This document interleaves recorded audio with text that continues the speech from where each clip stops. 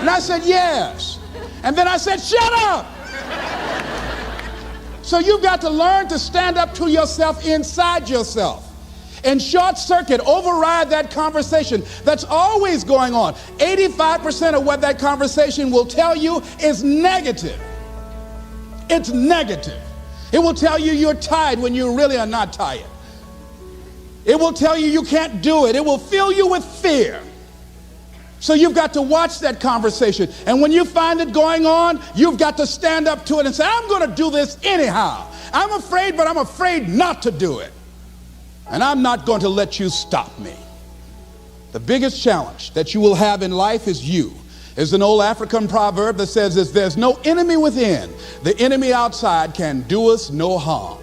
The next thing that is a key to self-motivation is that you've got to ask yourself, what do I want out of life? What do you want out of life? What do you want out of a job? What do you want out of a career? What do you want out of a relationship? What do you want? What gives you your life? How will you know when you got it? What will make you happy? You need to know. You need to start asking yourself some questions. What do I really, really, truly want? You need to be exact about that. Don't be vague. Oh, I just want to be happy. That's too vague. What will make you happy? How will you know when you got it? Zero in on it. Be exact. Be specific. And as you do that, that will stimulate that superconscious mind, or the reticular activating system of your mind, that will begin to find those things, to identify with it. And once you begin to determine that which you want, take the time to write it down. Don't just think about it. Write it down. That is a subjective process that engages the subconscious mind. Write it down.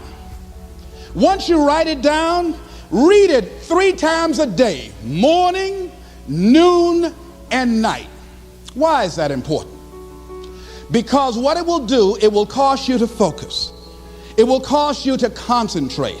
When that other conversation is going on telling you what you cannot do, telling you all of the impossibilities and all of the obstacles, your concentrating will begin to create a larger vision within yourself, and you'll start looking for and seeing some new opportunities. You start creating some openings for yourself.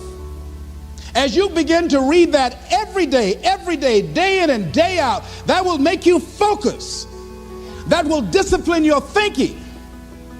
And you'll get all kind of creative ideas. As I talk to you right now, being involved in this immersion process, you're going to create some openings for yourself. You're going to get some ideas. You're going to feel your adrenaline flowing, and you're going to think about something, some idea you had, and you say, I want to go back and I'm going to look at that again from a different vantage point, not from the level of the problem or the obstacles that I encountered, but from a higher vantage point. Because what you will begin to see and to know as I talk to the higher consciousness within you, that you are powerful, that you are a miracle worker. And that inner conversation has conditioned you to believe that you are not. And as you begin to discover the truth of who you are, whatever challenge that you're facing in life, and if you're living, you're facing some challenge, you'll begin to know that you're powerful and that you're a miracle maker.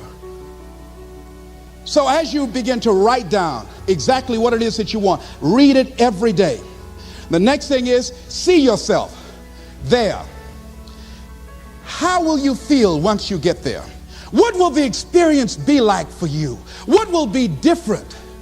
What kind of person do you have to become in order to get there? Visualize yourself there, living the experience. I remember when I ran for state representative in Columbus, Ohio.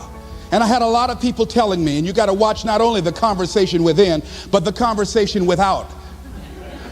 Telling me, Les, you can't possibly win. You can't do that. And I went down to the legislature, and I saw myself. I knew what I wanted. I saw myself in the chair. I pointed out the chair that I wanted. I used to go and sit up in the galleries and watch the legislative process. I used to go to the committee meetings and listen to legislation being introduced. I learned how to write legislation, how to amend legislation. I started thinking like a legislator, got up every day dressing, thinking like that, selling myself on it, seeing myself in the legislature. Mr. Speaker, I'm the gentleman from the 29th House District. I'd like to introduce the bill. I went in the legislature, walked around. I had the experience of it.